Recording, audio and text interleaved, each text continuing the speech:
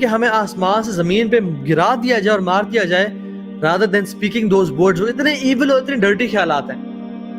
حالانکہ ہمیں کیا لگتا ہے کہ یہ ویکنس آف ایمان کی نشانی ہے, یہ میری کمزوری ہے کہ یا رسول اللہ صلی اللہ علیہ وسلم میرا نفس میرے سے ایسی باتیں کرتا ہے, مطلب میرا نفس مجھے کوئی ایسا بولتا ہے, نفس امارہ بسو, برا نفس, کہ میں آپ کو بتا نہیں سکتا. And I would prefer to be a burned coal, کہ میں جلا ہوا ایک جو ہے نا کوئلے کا حصہ ہو جاؤں, ٹو اسپیک دوز ورڈز. شبہات. ایک گروپ آف صحابہ اللہ کے نبی صلی اللہ علیہ وسلم کے پاس آئے اور کہا کہ یا رسول اللہ صلی اللہ علیہ وسلم, ہمیں ایسے ایسے خیالات آتے ہیں کہ ہم گوارا نہیں کر سکتے کہ ہم ان کو اپنی زبان پہ لائیں. ہمیں ایسے ایسے برے ایول تھاٹس آتے ہیں, ہم گوارا نہیں کر سکتے کہ ہم آپ کو وہ بتائیں, اپنی زبان پہ لائیں.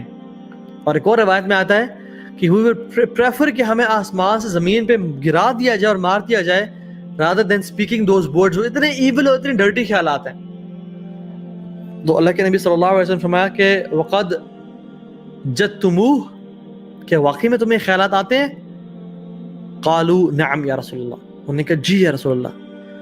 تو رسول اللہ صلی اللہ علیہ وسلم فرمایا ذالک صریح الایمان, یہ کھلا ایمان کی نشانی ہے, یہ صریح اوپن اور کھلے ایمان کی نشانی ہے. Now we need to understand this hadith. پہلی بات کہ وسواس جو آتے ہیں نا, ضروری نہیں ہے کہ اس انسان کو ہے جو کہ اچھا مسلمان نہیں ہے, یا کچھ لوگ سمجھتے ہیں کہ ہم تو مسلمان رہ ہی نہیں گئے, انفارچونیٹلی ہم تو کفر میں چلے گئے ہیں.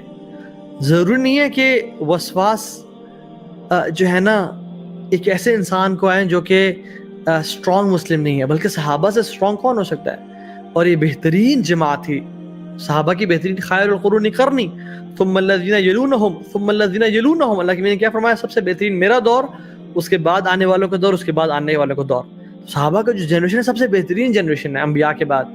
اب ان کو ایول تھاٹس کیسے آ رہے ہیں کہ ہاں وہ برداشت نہیں کر سکتے, وہ گوارا نہیں کر سکتے, they cannot think of putting those words into on the tongue. تو اللہ کی میں نے کہا کہ ذالک صریح الایمان. تو یہ وسوسے ان لوگوں کو ہی آتے ہیں جنرلی جو کہ ایمان میں اسٹرانگ ہوتے ہیں, جو اچھے مسلمان ہوتے ہیں, جو پریکٹسنگ مسلمان ہوتے ہیں. اللہ کی میں نے کیا فرمایا, یہ ایمان کی نشانی ہے تمہارے دلوں میں. حالانکہ ہمیں کیا لگتا ہے کہ یہ ویکنس آف ایمان کی نشانی ہے, یہ میری کمزوری ہے, لیکن یہ واللہ العظیم یہ ایمان کی نشانی ہے. دوسری چیز, صحابہ نے اس کے بارے میں, ان کے بارے میں بولا نہیں, وہ ان الفاظ کو, ان خیالات کو اپنے زبانوں پہ نہیں لائے. تو ہمیں بھی کرنا چاہیے, جس کو خیالات آتے ہیں, بری تھاٹس آتی ہیں, تو اپنی زبان پہ وہ نہ لائے, وہ زبان پہ نہ لائے. تیسری چیز, انہوں نے اپنے دلوں میں بھی ان کو ریجیکٹ کر دیا. زبان پہ تو لانے سے ریجیکٹ کیا ہی کیا, اپنے دلوں کے اندر لانے سے بھی ان تھاٹس کو ریجیکٹ کر دیا, کہ دے just got rid of these thoughts bye.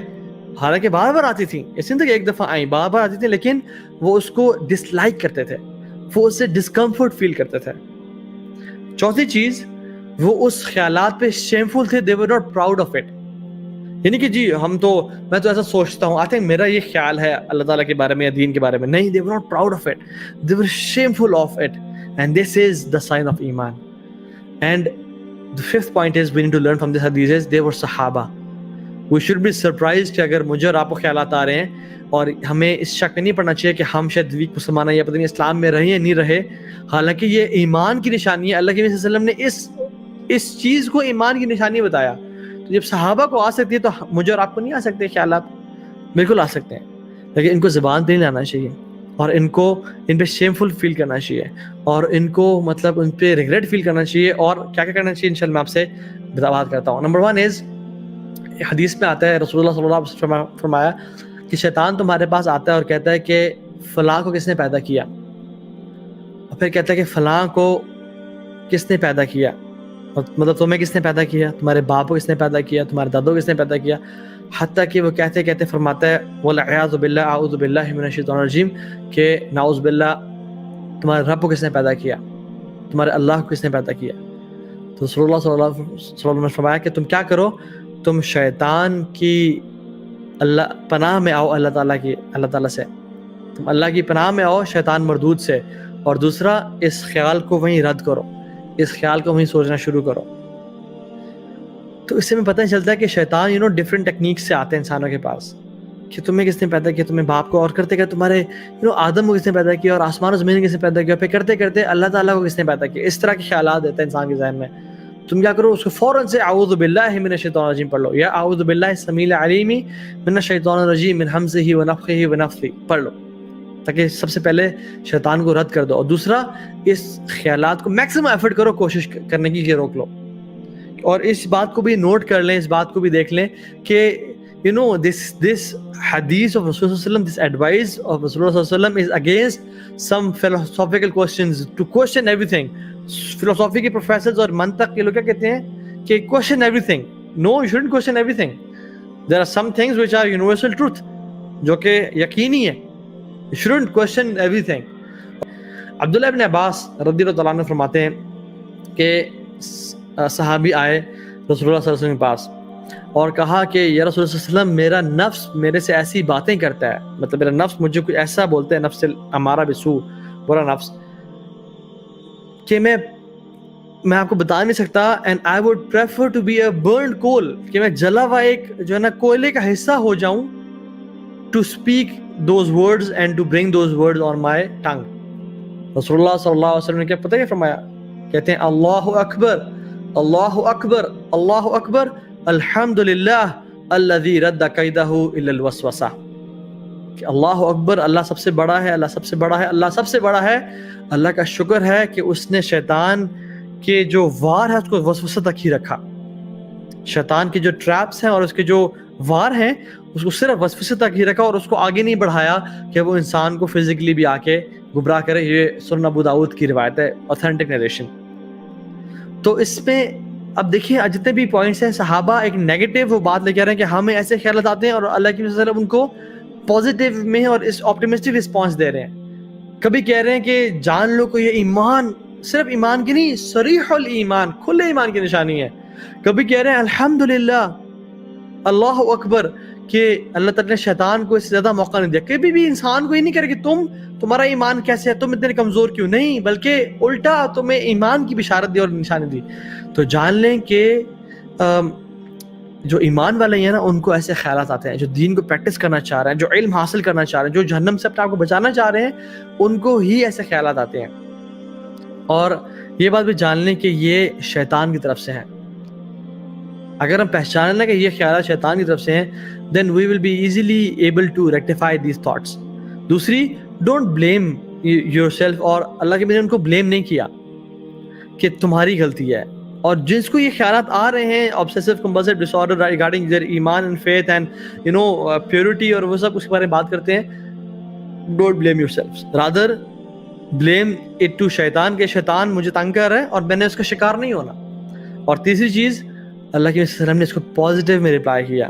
تو آپ کے لیے بھی اللہ کے نبی صلی اللہ علیہ وسلم کی پازیٹیو میں رپلائی ہے. اس کا مطلب یہ نہیں ہے کہ جو بھی ایول تھاٹس آ رہے ہیں اس کو بڑا اچھا سمجھنا شروع کر دیں اور ان پہ بڑا خوش ہوئیں. Rather try to get rid of them, اعوذ باللہ من الشیطان الرجیم پڑھیں اور change your attention to something good. Rather ایسا کر لیں کہ جب بھی مجھے برا خیال آیا میں 10 دفعہ استغفار پڑھوں گا، بجائے کہ پریشان ہوں اور مصیبتیں پڑھوں 10 دفعہ استغفار پڑھوں گا. کیونکہ شیطان کو پسند نہیں ہے کہ آپ کو جب بھی وسوسہ دے آپ 10 دفعہ استغفار پڑھ لیں، اپنے گناہ معاف کروا دیں. یا ارادہ کریں کہ جب بھی مجھے برا خیال آئے میں 2 نفل پڑھ لوں گا. اینڈ شیطان ہیٹ سیٹ کہ آپ 2 نفل پڑھیں. شاید وہ شروع میں کرتا رہے کہ یار کب تک شاید یہ ہار مان جائے، لیکن اگر آپ نے ہار نہ مانی تو ہی will leave you right there and then. کچھ عرصے کے بعد کہ تو بندہ ہار ہی نہیں مان رہا، and it is preferable for me کہ میں اس کو وسوسہ ہی نہ دوں، بجائے کہ 2 رکعتیں پڑھنا شروع کر دے یا 10 دفعہ استغفار پڑھنا شروع کر دے. آپ وسوسوں کو اس طرح سے لیا کریں جس طرح میں اکثر لوگوں کو کہتا ہوں کہ جس طرح آپ سے کوئی مجنون، ایک پاگل انسان بات کر رہا ہے. آپ سے اگر وہ کچھ کہہ رہا ہے، آپ کو کوئی بات کر رہا ہے، آپ اس کی بات کو دھیان دیں گے؟ کیا آپ اس کی بات کو دھیان دیں گے؟ کہیں گے یار تم مجھے باتیں تنگ کر رہی ہیں اور سر نہیں، یا کہیں گے تم خاموش ہو جاؤ؟ آپ کو پتا پاگل انسانوں کبھی خاموش نہیں ہوگا. You will just do it, you will not pay attention to it and move on, do your business, do your job. تو جو وسوسے ہیں نا، یہ تو پاگل انسان سے بھی برا شخص دے رہا ہے جو کہ شیطان ہے.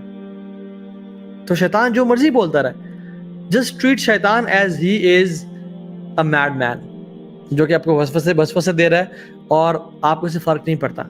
جیسے پاگل انسان بولتا رہے, آپ اس کو چپ ہونے کا بھی نہیں کہتے, آپ you just go away from it, just اعوذ باللہ and go away from it. So it's like پاگل انسان.